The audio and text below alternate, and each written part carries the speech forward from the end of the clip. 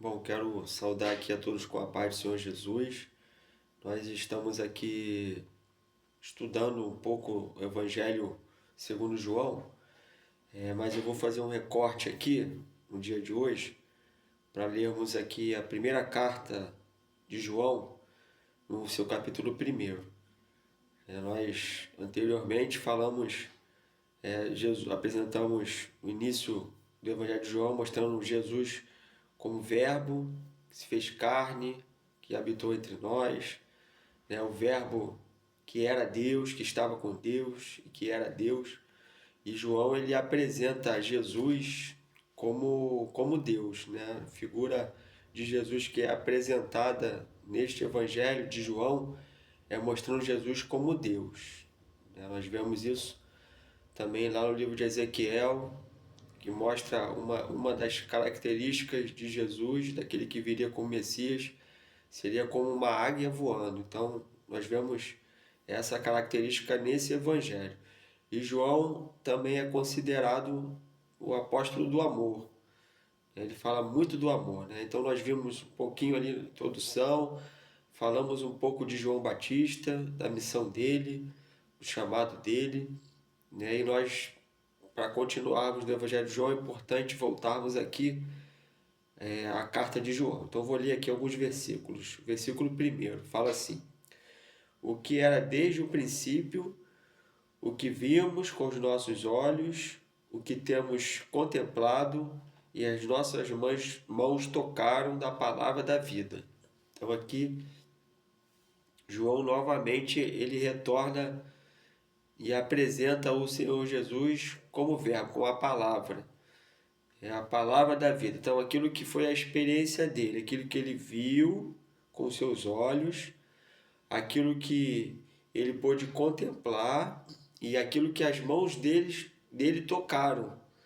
Porque ele recostou ali a sua cabeça sobre o peito de Jesus, ele tocou em Jesus, né? Ele viveu com o Senhor Jesus. Certamente, no tempo do mistério de Jesus, ele ainda não tinha esse conhecimento que quem estava ali era Deus no meio dos homens, né? Mas depois do derramar do Espírito Santo, depois da morte e ressurreição de Jesus, né? João, o evangelista, ele tem essa certeza, né? Que quem estava ali era a palavra da vida, aquele que ele tocou, que ele esteve ao lado, que os olhos dele contemplou, né? Era a palavra da vida. O versículo continua: porque a vida foi manifestada a nós, a vimos e testificamos dela, e vos anunciamos a vida eterna que estava com o Pai e nos foi manifestada. O que vimos e ouvimos, isso vos anunciamos, para que também tenhais comunhão conosco, e a nossa comunhão é com o Pai e com o seu Filho Jesus Cristo. Estas coisas vos escrevemos, para que o vosso gozo se cumpra. É o versículo 5: E esta é a mensagem que dele ouvimos. E vos anunciamos que Deus é luz, e não há nele trevas nenhuma. Se dissermos que temos comunhão com ele, e andarmos em trevas, mentimos, e não praticamos a verdade. Mas se andarmos na luz, como ele na luz está, temos comunhão uns com os outros, e o sangue de Jesus Cristo, seu Filho, nos purifica de todo pecado. Então, para que haja a purificação do pecado na vida do homem, na vida do servo, ele precisa andar na luz. A luz que é Jesus, que veio ao mundo de trevas, trazer ali a luz para iluminar o coração dos homens e para que eles pudessem agora, através da luz, ter comunhão uns com os outros. E a palavra do Senhor ela deixa claro, né? O que purifica de todo pecado? O sangue de Jesus Cristo, seu Filho, nos purifica de todo pecado. Então não é o sangue de animal nenhum, como era no Velho Testamento, não é o sangue de outra pessoa, mas é o próprio sangue do Senhor Jesus que purifica o homem do pecado. né? O sangue não é o sangue biológico, né? Você corta aqui uma ferida, dedo, aí pinga aquele sangue, não é esse sangue, né? O sangue de Jesus é o Espírito Santo que é derramado sobre a vida do homem.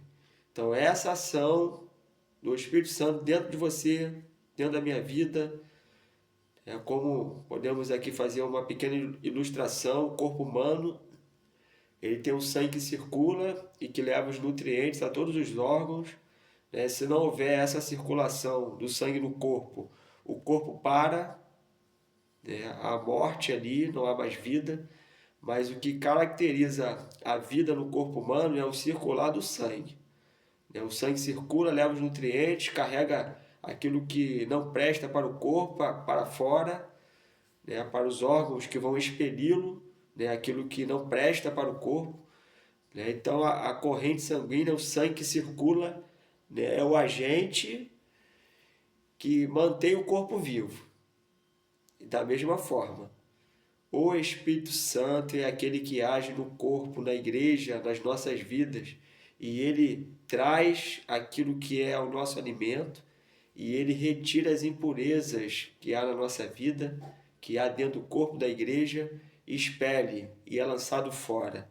Não há necessidade, né, nenhuma, né, de uma intervenção do homem. Ó, você não presta porque você está em pecado, então você é expulso daqui. Não, não há a necessidade, né? Porque a operação do Espírito Santo é ele que purifica, é ele que capacita o homem, é ele que tira aquilo que não presta, porque o desejo de Deus e a vontade dele, a obra que Deus realiza na vida do homem, não é para lançá-lo fora, não é para dizer que ele não presta, não é para dizer que ele é pecador, não é para acusar, não é para emitir juízo, não. O Senhor Jesus, ele veio para libertar o homem do pecado, para tirar o homem da condição de morte e levá-lo para a vida, né? Não importa, aqui nós podemos marcar e nós vamos terminar aqui esse momento. Não importa aquilo que você cometeu, né? O pecado, ele está na sua vida, mas a palavra do Senhor, ela nos afirma que o sangue de Jesus Cristo, seu Filho, nos purifica de todo o pecado. Se alguém falar para você que aquilo que você cometeu não tem perdão, é o diabo, é o adversário. Ele é mentiroso. Ele usa a boca das pessoas para acusar, para dizer isso, ó, você não tem mais perdão. É mentira. A palavra de Deus nos fala aqui que o sangue de Jesus Cristo, seu Filho, louvado seja o nome do Senhor, te purifica de todo o pecado. Não importa. Se você for aos pés do Senhor com arrependimento e clamar o sangue de Jesus, o Espírito Santo de Deus vai entrar na sua vida e vai te purificar do pecado e vai te dar paz e alegria no seu coração em saber que você está liberto pelo poder do sangue de Jesus. Né? Nós lembramos do ladrão da cruz. Ele era homicida. Ele estava lá porque ele tinha errado e a pena era aquela mesmo para ele. Mas lá na cruz, Jesus perdoou o pecado dele e prometeu a ele: hoje mesmo estarás comigo no paraíso. Então, quem é o homem? Não importa a função de autoridade que ele possa ter. Quem é o homem para dizer que você não tem esta operação na sua vida? Quem é o homem para dizer que o sangue de Jesus não pode purificar o seu pecado? Ele purifica de todo o pecado. Crê em Deus, entrega a sua vida a Ele e deixa que esse amor, né, ele envolve o seu coração. Porque se confessarmos os nossos pecados, Ele é fiel e justo para nos perdoar os pecados e nos purificar de toda a injustiça. Louvado seja o nome do Senhor. Esse é o Filho de Deus. Esse é o Cristo que veio a esse mundo. Esse é a palavra da vida, como João falou lá no Evangelho, que se tornou carne, se fez como nós, né? Mas ele era Deus. Ele é Deus. E é Ele que quer te dar esta bênção.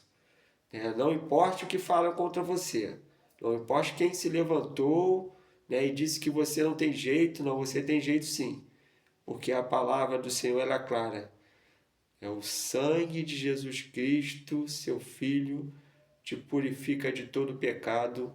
Louvado seja o nome do Senhor. Deixamos aqui essa pequena contribuição, e retornaremos no próximo vídeo falando sobre o casamento, as bodas de Caná da Galileia. Aguardo a sua presença aqui no próximo vídeo.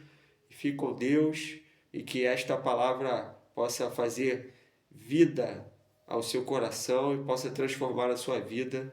Eu deixo aqui a paz do Senhor Jesus.